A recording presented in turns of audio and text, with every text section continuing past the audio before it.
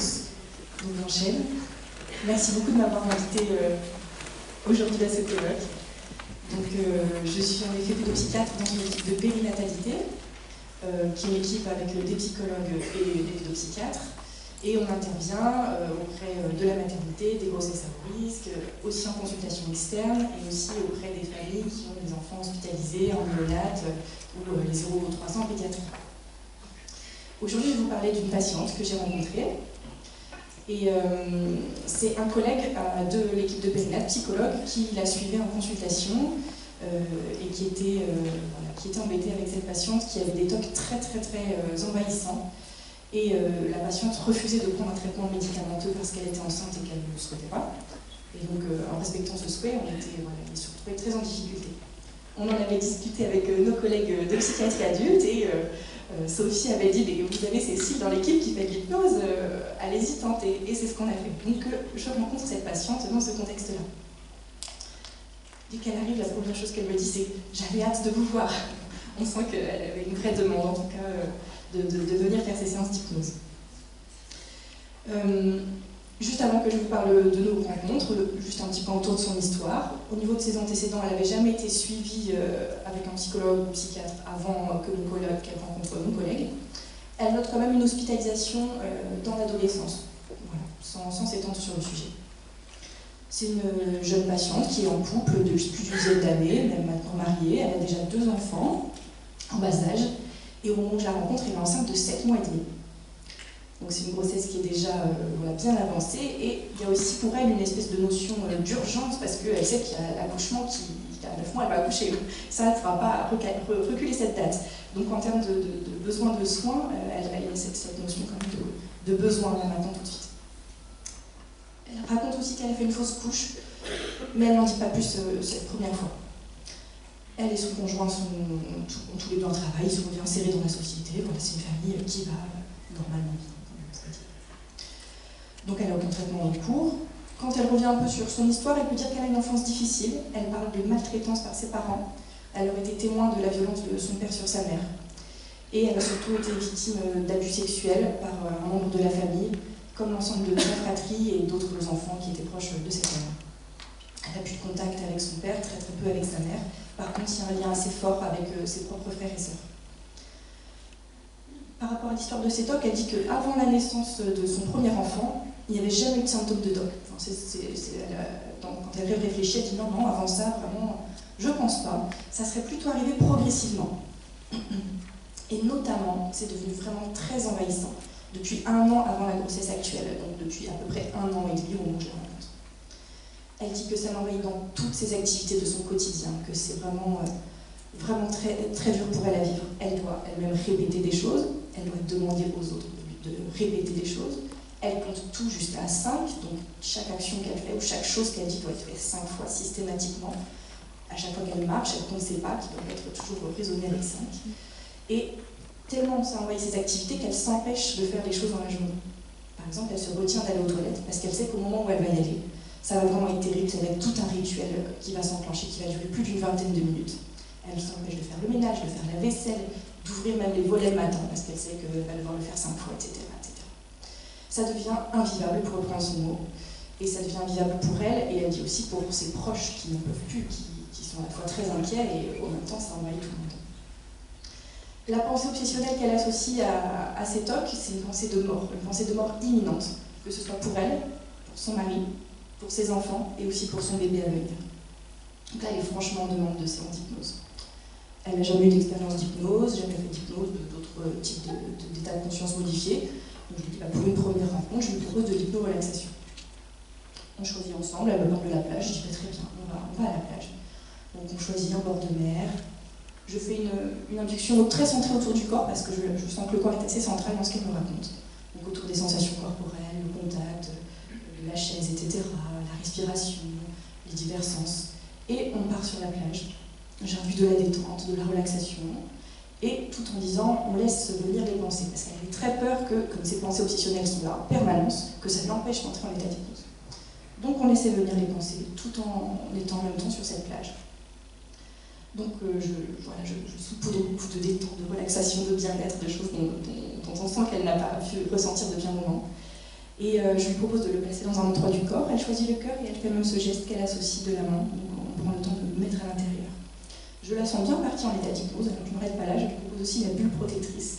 Elle s'en saisit très bien, elle peut me la décrire, quelle couleur elle a, quelle forme, quelle consistance, et voilà, une bulle où elle est très protégée, bien à l'intérieur, etc.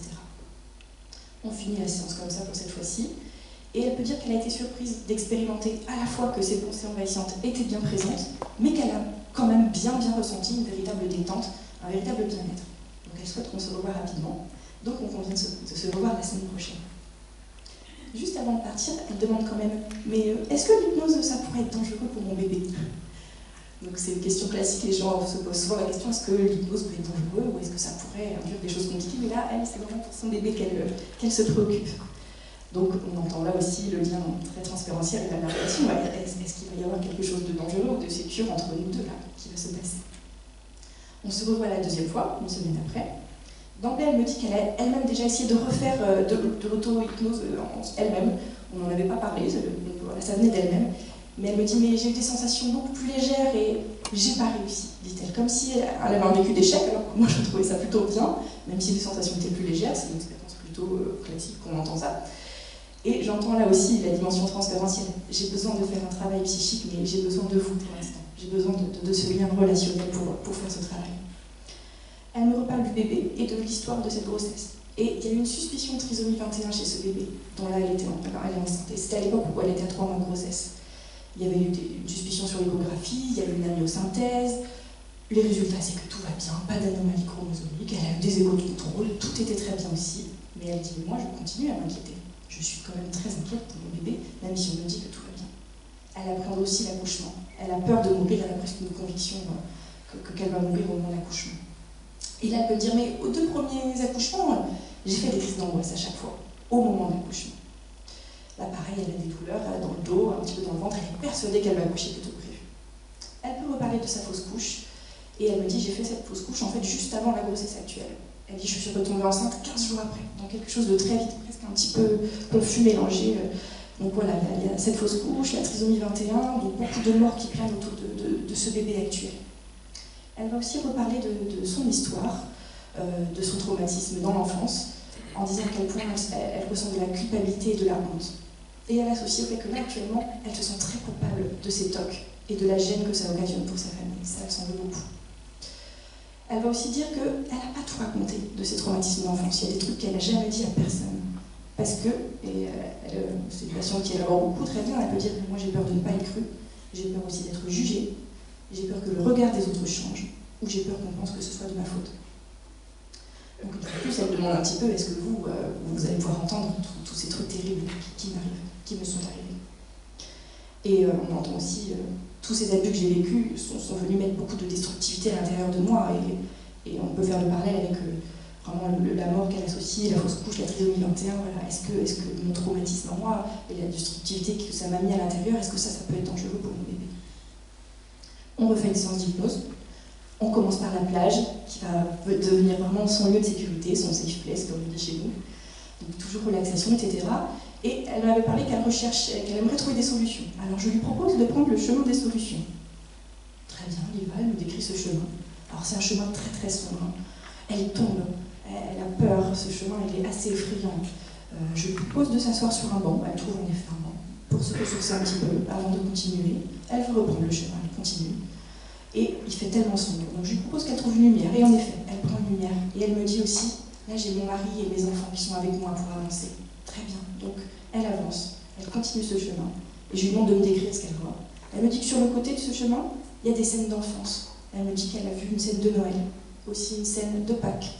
Je lui demande si elle veut aller voir. Non, non, pas du tout. Elle ne veut pas les explorer. Elle veut continuer sur le chemin. Elle avance. Et elle commence à voir une lumière au bout du chemin. Mais là, elle associe la lumière au bout du tunnel, donc elle me dit j'ai peur que ce soit la mort, là-bas.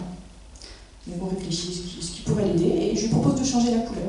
Elle me dit oui, c'est devenu rose, et ça va beaucoup mieux, elle est rassurée, elle continue, elle reprend le chemin. Et elle va jusqu'au bout. Et elle arrive sur la plage. Elle arrive sur la plage, elle est très soulagée, donc je fais un ancrage à nouveau sur le bien-être, la fierté d'avoir parcouru ce chemin. voilà, toutes ces choses qu'on peut faire habituellement. Et aussi quelque chose autour de la protection, et elle choisit de placer la main sur son ventre, sur le haut du ventre, autour de son bébé, pour faire un ancrage du geste de protection sur son propre ventre et sur son bébé. Et aussi, elle associe ce geste au fait de pouvoir l'aider à choisir les pensées qu'elle souhaite accueillir. Voilà. On finit cette séance-là comme ça, cette fois-ci. Et on se revoit la semaine d'après. C'est notre troisième rencontre. D'emblée, elle me dit qu'elle a quand même une amélioration au quotidien, que son vécu est quand même beaucoup moins envahissant. Au niveau de ses pensées morbides, elle les trouve moins envahissantes. Elle trouve qu'elle a toujours autant de tocs, mais elle dit, mais par contre, mon entourage, ils m'ont tous dit que j'en avais moins quand même de tocs. On commence la séance. On commence toujours par notre petite plage habituelle, la détente, la relaxation, tranquillement. Et elle avait parlé de ses pensées morbides et de ses pensées négatives. Je lui propose de faire une réification des pensées négatives, donc de transformer, de faire une chosification. Je lui demande quelles pourraient être ses pensées négatives, si c'était une chose, un animal ou un objet. Elle dit c'est un loup. C'est un loup noir. Donc je lui demande de me le décrire. C'est un loup noir qui a une taille normale, un poids normal, me dit-elle, mais il montre les crocs. On sent quelque chose quand même de très angoissant, de très impressionnant. Je lui propose de le transformer. Très facilement, elle me dit je le transforme en clown. Très bien. Mais je sens quand même qu'elle reste encore un petit peu anxieuse. Elle me dit je vais le mettre dans une cage. Alors très bien, le mettre dans une cage. Et ça suffit toujours pas quand même. Elle le transforme à nouveau en peluche. C'est une petite peluche noire dans la cage. Et là, ça va mieux. Là, elle est un peu plus tranquille. Je lui demande ce qu'elle souhaite faire avec ce loup. Elle ne veut pas s'en débarrasser.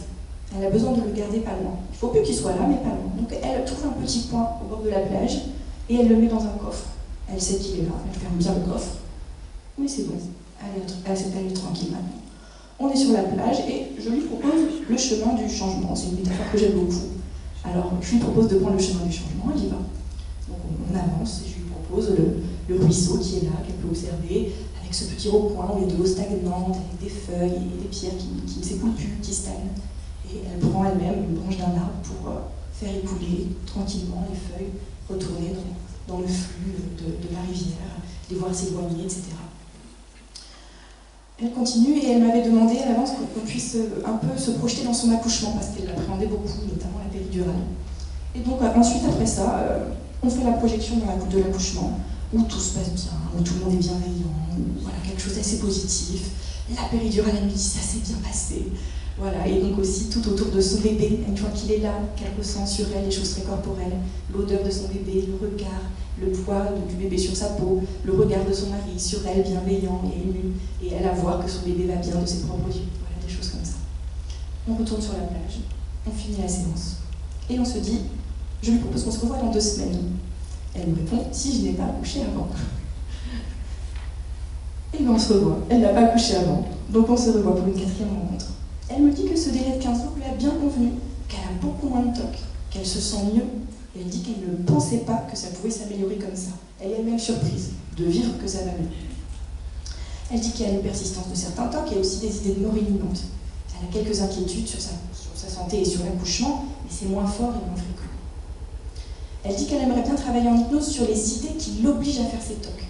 Qu'elle aimerait que son subconscient arrête de lui faire ça. Ce sont ses mots.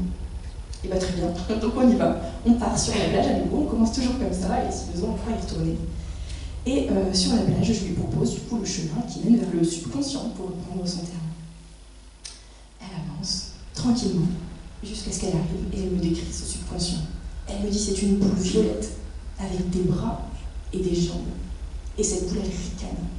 Elle semble se moquer d'elle. On sent que c'est pas très agréable pour elle à ce moment-là. Alors, je lui propose de pouvoir parler avec le subconscient. Alors, elle lui dit qu'elle veut qu'il arrête de lui faire ses tocs, qu'elle arrête de compter. Ça continue, ça va toujours pas très bien. Donc, je lui dis, dites-lui comment vous vous ressentez. Et là, elle lui dit toute sa peine, sa souffrance. Elle dit, au départ, il continue quand même à ricaner encore. Hein. Mais il commence à percevoir sa vraie souffrance. Et du coup, il arrête un peu de ricaner. Je lui demande ce qu'elle veut faire. Elle dit, je vais lui donner un coup de pied. Elle le fait. Elle lui donne un coup de pied. Et elle me décrit la boule qui rebondit partout. Et donc, elle continue à lui dire qu'elle veut qu'il arrête. Elle lâche rien. Elle lui dit. Et là, elle dit, là, la boule semble comprendre. Elle m'a dit qu'elle allait arrêter. Mais elle n'est pas sûre de savoir si elle peut lui faire confiance. La boule s'en va. Je lui demande ce qu'elle souhaite faire. Elle veut la laisser partir. Après la séance, elle me dira qu'à ce moment-là, elle a ressenti un vertige. Sur le moment de la séance, elle n'en parle pas, je ne le sais pas. Mais au moment où la boule part, elle ressent un vertige. Et elle me dit qu'elle souhaite suivre un autre chemin. Elle voit un chemin sur le côté, il y a des fleurs violettes et une forêt sombre et elle veut prendre ce chemin. Bon, très bien, parfait, allons-y, je la suis, on prend ce chemin. Elle me dira non, c'est pas angoissant. Elle me décrit une forêt très sombre. Elle me le dira 2 fois, donc je pense que ça doit quand même être un peu. Et elle ne souhaite pas du tout aller dans la forêt, elle veut rester vraiment sur le chemin. Et elle arrive près d'un ruisseau. C'est elle qui me dit ça, elle me décrit qu'elle arrive près d'un ruisseau. Mais c'est pas du tout le même que la semaine dernière, le petit Stella. Elle dit qu'elle veut s'installer et mettre ses pieds dedans. Elle est beaucoup mieux, je la sens quand même plutôt bien par rapport au moment où elle était avec son subconscient, la boule violette. Je lui propose de laisser partir dans l'eau ce qu'elle souhaite faire partir. Elle réfléchit et oui, elle dit qu'elle choisit de faire partir sa colère. Je lui demande de prendre le temps. Est-ce qu'elle souhaite aussi faire autre chose? Elle continue. Je souhaite faire partir ma haine. Et on laisse faire partir. Et ainsi de suite, elle fait aussi partir sa tristesse et sa souffrance. Et elle est beaucoup mieux. Elle dit même qu'elle se sent plus apaisée, que ça va mieux. Elle se sent bien. Donc je fais un renforcement autour d'un vécu de liberté, de sérénité, de tranquillité, détente à ce moment où on va bien. Et ensuite, on termine la séance.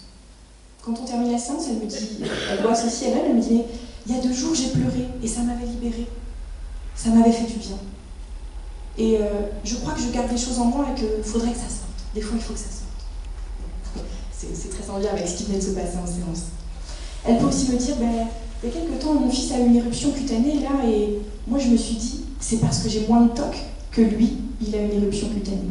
Comme si les TOC, quand ils étaient là, ça venait un peu protéger tout le monde, et que les TOC, ça empêche de penser à ces pensées à elles qui sont douloureuses, mais que ces pensées douloureuses, est-ce qu'elles peuvent être dangereuses aussi pour ses proches?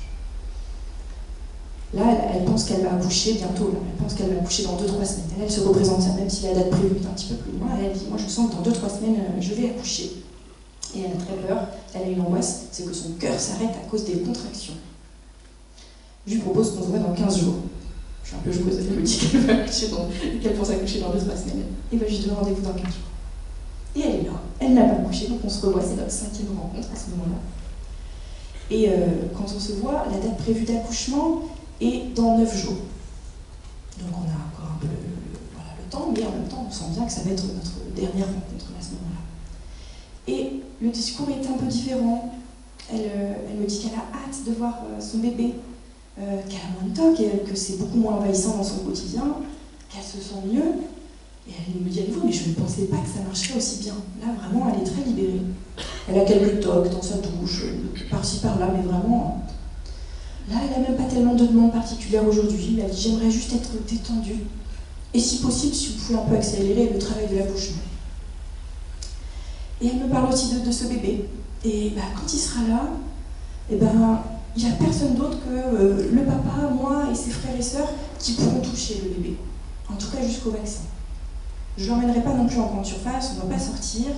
Et elle avait fait pareil avec les grands, vraiment quelque chose on reste ensemble à l'intérieur.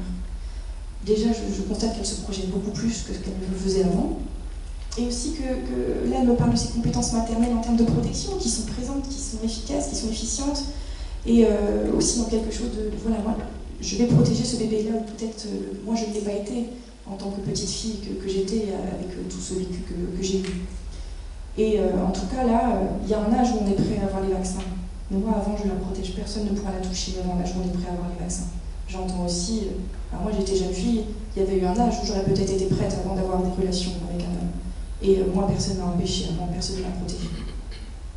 Et en tout cas, donc là, vraiment ces mécanismes de protection semblent vraiment présents et efficients pour elle. On fait une séance d'hypnose.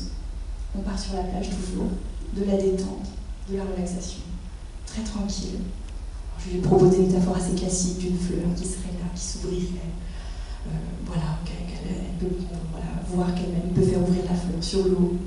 Elle travaille aussi autour des vagues, par rapport aux contractions. On sait qu'elle va venir, on sait qu'elle va repartir.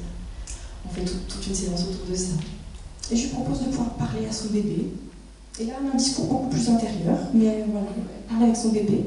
Je lui propose qu'elle puisse parler à son corps, lui dire qu'elle est prête. Elle le fait aussi, pareil, donc quelque chose de très intérieur, de tranquille. Et après la séance, elle me dit qu'elle est vraiment très détendue. Elle a vraiment une grande relaxation, une grande détente cette fois-ci. Et elle me dit qu'elle fait vraiment souvent de l'auto-hypnose maintenant à la maison, elle le fait vraiment très régulièrement. Et elle me parle de son accouchement, là, dans 9 jours. Elle dit, il y a quelques jours, là, j'ai eu des contractions, on a même dû appeler les pompiers, et je suis allée aux urgences. Et forcément, j'avais un peu peur, et du coup, j'ai fait de l'auto-hypnose. Et ça s'est très bien passé. Du coup, j'avais vraiment plus peur. Et finalement, c'était pas le moment de l'accouchement. Donc nous, on convient de ne pas se mettre de rendez-vous de façon, voilà, de ne pas se fixer de date de rendez-vous parce qu'elle va accoucher entre-temps. Et j'explique que nous travaillons à l'hôpital, je passerai la voir si elle le souhaite à la maternité.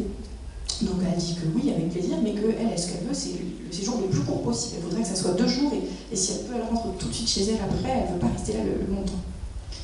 Donc je dis, bah, d'accord, si vous êtes déjà parti, je vous appellerai. Elle me loupe pas, elle me dit, cette phrase me fait penser que je vais mourir. Et oui, je me dis, si vous êtes déjà parti. Bon, elle est maligne, enfin, elle pointe les choses. Hein. Et c'est vrai qu'on peut se poser la question, habituellement on dit, quand vous serez sorti, pourquoi ce jour-là j'ai dit parti? Est-ce qu'il s'est joué quelque chose en termes d'identification projective, là, quelque chose qu'elle aurait peut-être mis en moi et qui serait sorti à ce moment-là? En tout cas, voilà. Mais elle est assez fine et elle remarque les choses. Elle garde toujours quelques pensées obsessionnelles autour de la mort. Elle pense par moments qu'elle va mourir à son accouchement, ça lui vient. Mais c'est moins envahissant, ça va beaucoup mieux. Et elle a déjà aussi pensé, là, il y a quelques jours, que son fils était très calme, il allait s'endormir, qu'il allait peut-être pas se réveiller le lendemain. Mais elle m'explique que maintenant, quand elle a une pensée comme ça, en fait, il y a tout de suite une deuxième pensée qui arrive qui dit « Ah, bah si tu y penses, ça veut dire que ça va pas arriver. » Donc finalement, ça la rassure. Elle a trouvé un stratagème pour contrer ces idées obsessionnelles qui fonctionnent bien, qui sont efficientes. Elle l'a baisé. Donc elle me dit aussi, par la suite quand même, peut-être j'aimerais bien refaire de l'hypnose.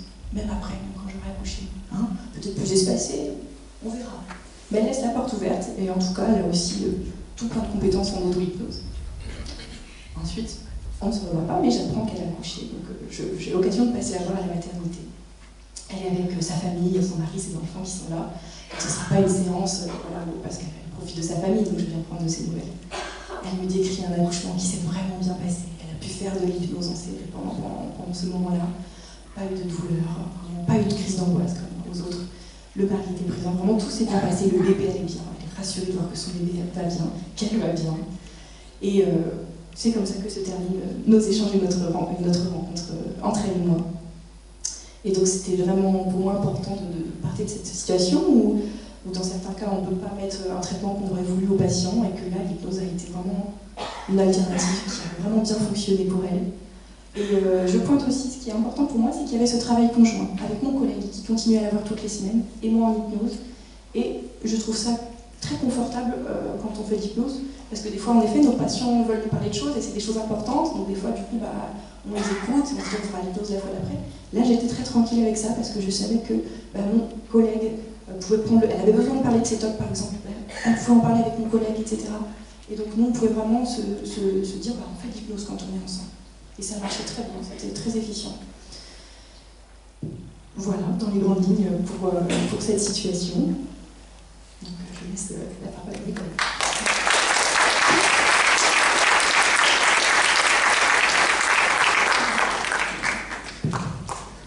Eh bien, moi, je trouve ce cas magnifique parce que le TOC, on dit que c'est très résistant pour réemployer quelque chose qui était employé tout à l'heure. Résistant au traitement, résistant à l'hypnose aussi, donc bravo de cet accompagnement. Tu lui proposes de mettre en place un rituel. Ce rituel, c'est cette plage qui ouvre les séances et cette plage qui ferme les séances. Et ce rituel dans lequel elle se sent bien. Là encore, on retrouve ce qu'on avait vu tout à l'heure avec Claire, me semble-t-il, c'est-à-dire on se prend un rendez-vous avec des patients, on se prend un rendez-vous et donc elle se saisit tout de suite pour faire l'auto-hypnose. Je prends rendez-vous et je refais ce qui a été utile pour moi dans lequel je me suis sentie bien. Et j'ai trouvé ça vraiment très intéressant que d'emblée, elle le fasse d'elle-même, sans que tu lui proposes finalement des prescriptions thérapeutiques. Tu aurais pu lui prescrire plusieurs fois par jour. Et donc je trouve cette idée du rituel d'entrée, du rituel de sortie de transe, puisque tu entres par la plage et tu sors par la plage. J'avais une petite question à te poser. Lors de la séance numéro 1, tu nous as précisé avoir beaucoup travaillé sur le corps. Est-ce que c'était vrai pour les autres séances également? Oui, je faisais la même induction finalement, mais de plus en plus courte et de plus en plus rapide parce qu'elle entrait très vite et très facilement en état d'hypnose. Et est-ce que tu crois est-ce que dans ta pratique, est-ce que tu penses que c'est l'implication comme ça forte du corps qui a été utile? Moi j'aime bien travailler sur le corps et faire des inductions centrées sur le corps, et le nombre de patients qui se met. En fait, ça faisait je ne sais pas combien de temps que je n'avais pas ressenti de la détente, de le ressentir, de le vivre, de l'expérimenter. Donc j'aime bien. Oui, c'est très intéressant. Moi, je dis toujours que l'hypnose, je l'utilise comme une thérapie corporelle.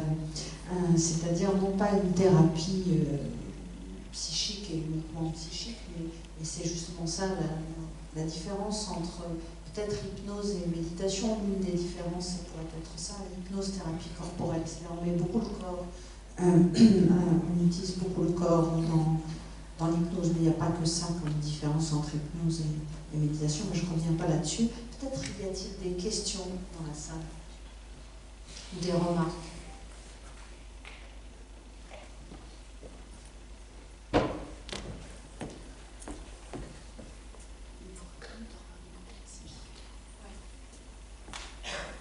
Si j'en vois pas, moi je vais peut-être te poser d'autres questions. Est-ce que... Ah ben voilà. Oui, bravo pour ce cas clinique. Est-ce que la patiente a décrit ce qu'elle ressentait de son bébé pendant la séance? Parce que moi, pour avoir fait pas mal de séances sur les femmes enceintes, en fait, elles ressentent leur bébé bouger et très librement parce que l'utérus est tellement relâché, le bébé a beaucoup plus d'espace. Et elle décrit souvent ça, alors je ne sais pas si elle l'a décrit, mais c'est vraiment intéressant de voir il y a aussi une relation corporelle différente entre le mouvement du bébé qui parfois est senti comme désagréable, brutal, alors que là, pendant les séances, pas du tout. Alors elle n'en a pas forcément parlé, mais il y avait plein de moments où en fait, en fonction de ce qu'elle vivait, moi j'observais les mouvements fétaux vraiment, notamment quand elle se projetait dans l'accouchement. Là, dans les bons moments avec son bébé, là j'avais vraiment l'impression que tous les deux, elle et son bébé, partageaient un moment ensemble. Vraiment, c'était vraiment visible.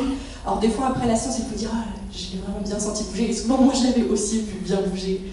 Et oui, souvent dans des moments où elle était bien d'ailleurs. Là, il se passait quelque chose avec elle et son bébé. Et c'est vrai que c'est assez classique. La relaxation s'installe même dans l'utérus. Elle s'installe à l'intérieur. Il y a une interoception différente lors de la séance d'hypnose. Et c'est la femme enceinte, grâce au bébé, on s'en rend compte.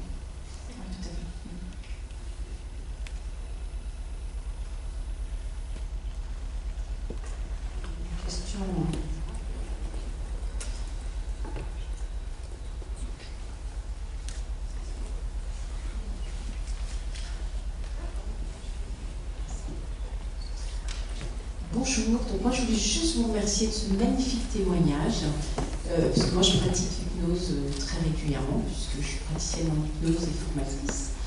Et c'est vrai que par rapport au TOC, on est souvent très démunis, on ne sait pas par quel chemin réussir à aider les patients à trouver leur chemin.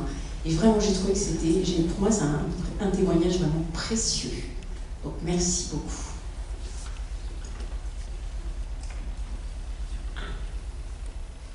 J'ai juste une petite, c'est pas une question, mais ce que tu as très très bien montré, c'est que l'hypnose, c'est une imagination partagée en fait. C'est-à-dire qu'on crée un état dans lequel l'imagination peut survenir, mais en fait, c'est l'imagination des deux. On fabrique un monde, et ça vraiment, je trouve que ton cas est vraiment exemplaire là-dessus. On voit que tu vois, par exemple, quand tu parles du fait qu'elle se sentait en difficulté, voilà, tu lui proposes des petites choses, et puis elle va, non pas, elle ne le prend pas exactement comme tu lui donnes, elle va prendre et imaginer à partir de ce que tu donnes. Voilà, et donc vraiment, c'est un très très beau cas, effectivement.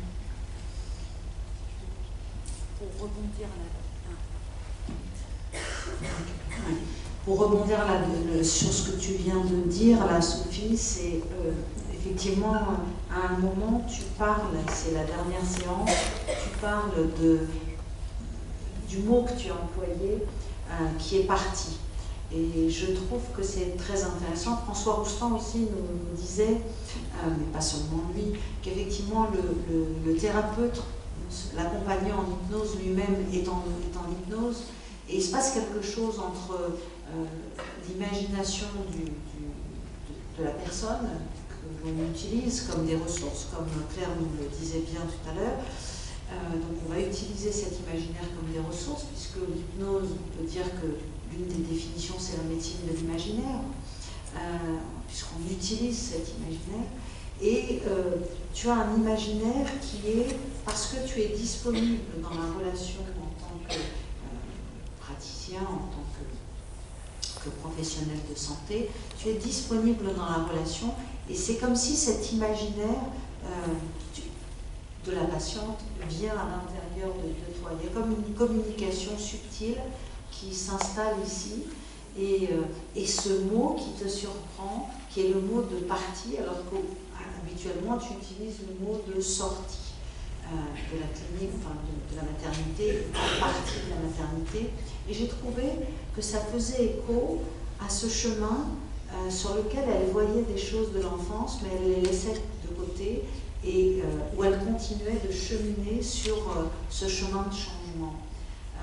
C'est comme si finalement, dans l'après-séance d'hypnose, la séance se poursuit, et par ce mot sorti, tu la partie, tu la confrontes encore à cette difficulté de peur de la mort, mais elle passe dessus. Alors elle le pointe, mais elle passe, et elle se rend compte qu'elle passe, puisque elle passe sur le plan émotionnel, et elle continue, puisqu'elle continue d'être vivante. Sa vie ne s'est pas arrêtée parce que le mot partie a été prononcé. C'est comme s'il y avait une conjuration, entre guillemets, du mauvais sort, et ça fait écho avec ce qu'elle dit tout à la fin. Mais si tu penses à cette chose, c'est que ça ne va pas arriver. Voilà, je trouvais que tout ça était très, très en lien, très imbriqué. Moi, je laisse répondre à ça.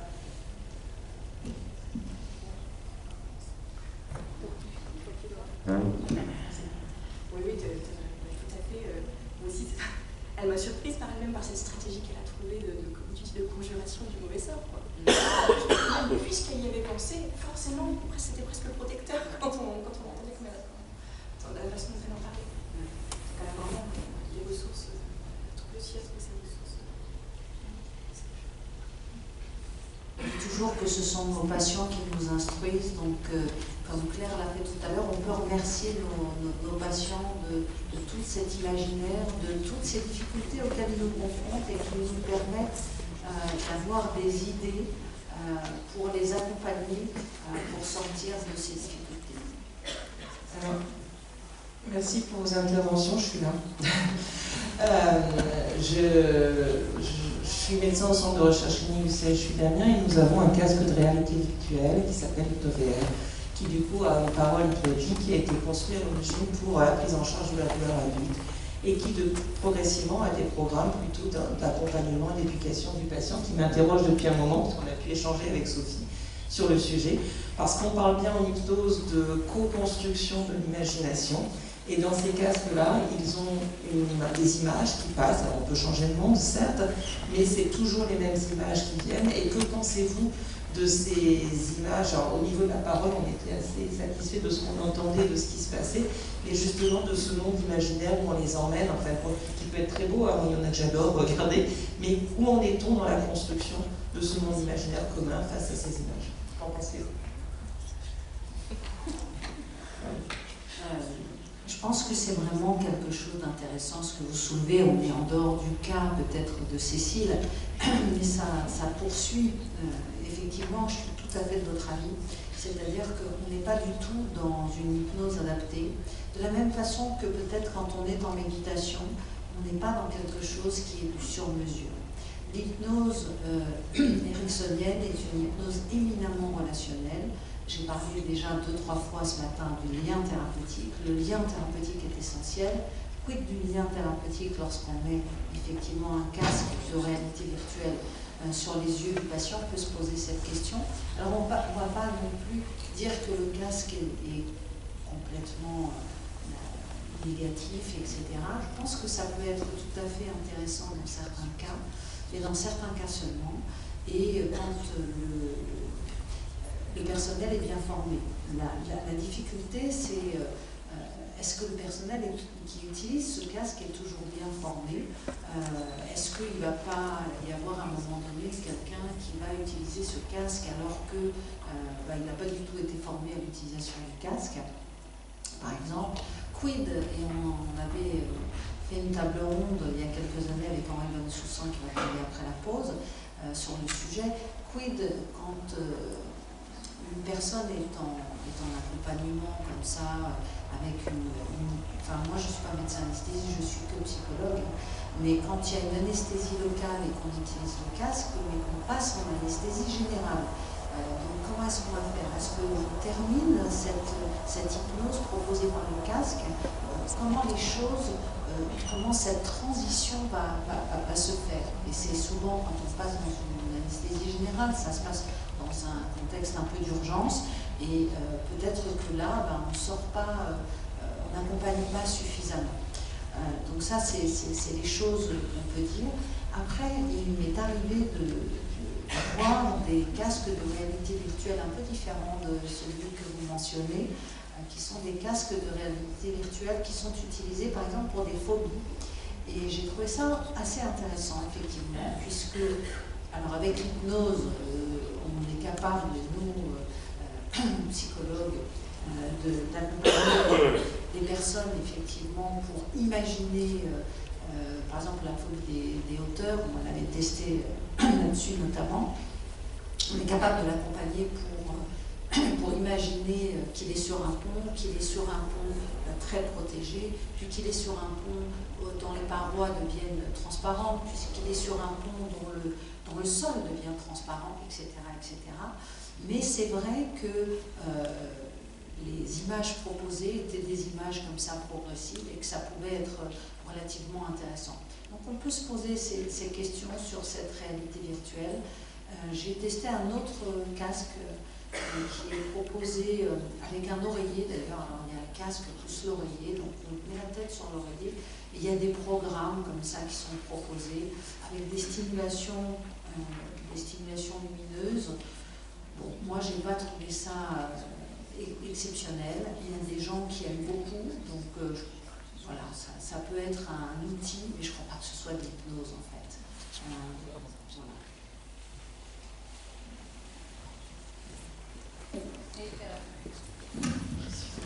Si je puis me permettre, je pense que ça n'est pas non plus, parce que j'ai été aussi interpellée par plusieurs marchands de casques, de luminothérapie, de relaxothérapie. Ça n'est absolument pas un biais à la communication thérapeutique. Et je pense qu'il est essentiel, comme le dit Sophie, de continuer à s'évertuer, à se former et à former les soignants à la communication thérapeutique, à la communication bienveillante, à la création du lien.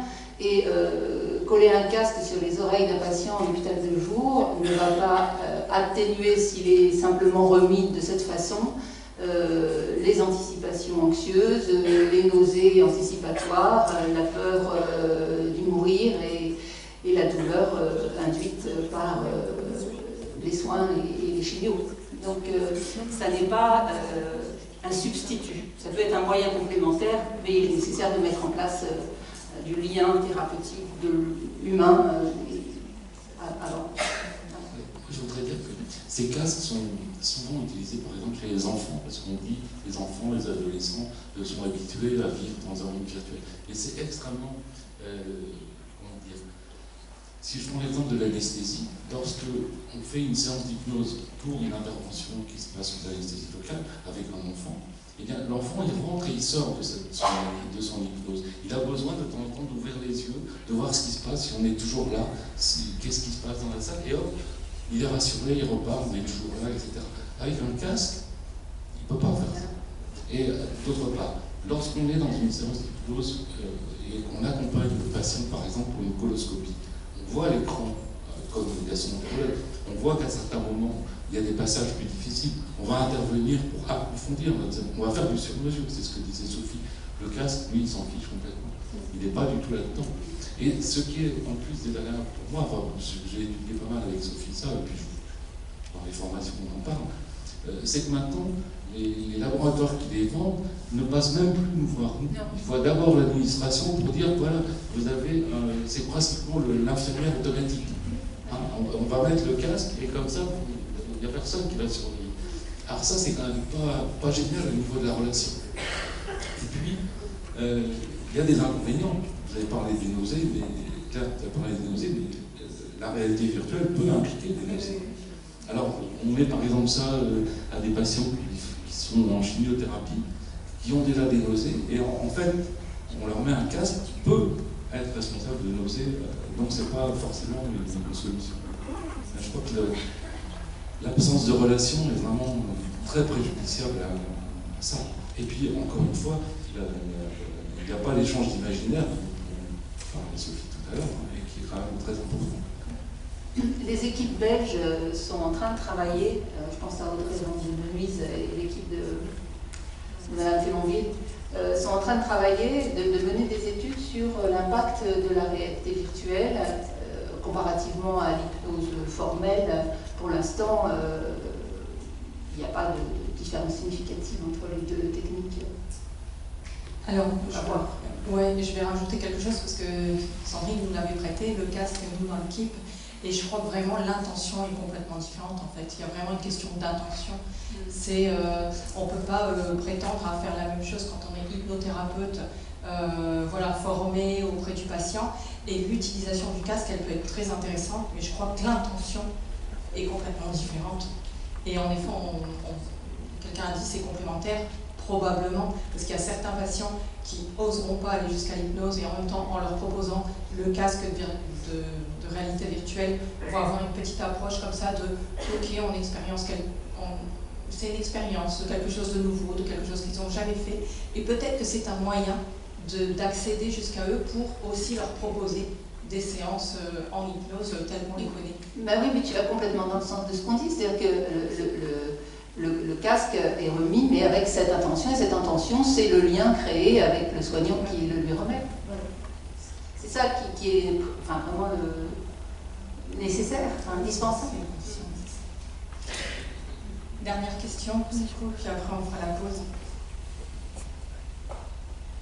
Juste une dernière petite remarque, la question qu'on peut se poser, c'est qu'effectivement, chez les enfants et les adolescents, on veut qu'ils arrêtent de faire trop d'écran. Il y a vraiment des addictions aux écrans. Et là, à l'hôpital, on leur met un casque de réalité virtuelle et on les laisse tout seuls. Donc voilà, c'est questionnant. Alors voilà, moi je suis sage-femme, je suis hypnothérapeute ici, au CHU. Et puis je voulais dire que ce qui est merveilleux avec la femme enceinte, c'est que l'ancrage est tout trouvé, c'est son enfant. Et c'est vraiment pouvoir les amener dans des réflexions sur elle-même, autour d'elle-même, les faire multiplier des ressources dont elle n'avait vraiment pas conscience. Et puis c'est aussi faciliter la naissance et le lien avec cet enfant en devenir. Parce que moi j'ai remarqué que c'est un outil pour la vie. Et ce sont des femmes qui repartent d'ici avec une expérience formidable, avec un lien avec leur enfant qui est magique et qui va leur permettre aussi au fur et à mesure de leur vie, de passer par des différentes étapes qui sont parfois difficiles. Et elles ont aussi, je pense, un interlocuteur et une écoute qu'elles ne trouvent pas forcément à l'hôpital ou lorsqu'elles viennent accoucher, parce qu'on est pris par le temps, il faut bien le savoir. Et là, de savoir qu'il y a quelqu'un qui est à leur écoute et avec laquelle ils vont pouvoir échanger autour parfois de leur souhait de maternité ou de leur non-souhait ou de leur difficulté à intégrer cette grossesse, c'est super important. Et je pense qu'on n'en a pas encore vraiment conscience, donc si ça pouvait faire bouger un peu les consciences, ce serait bien. Voilà.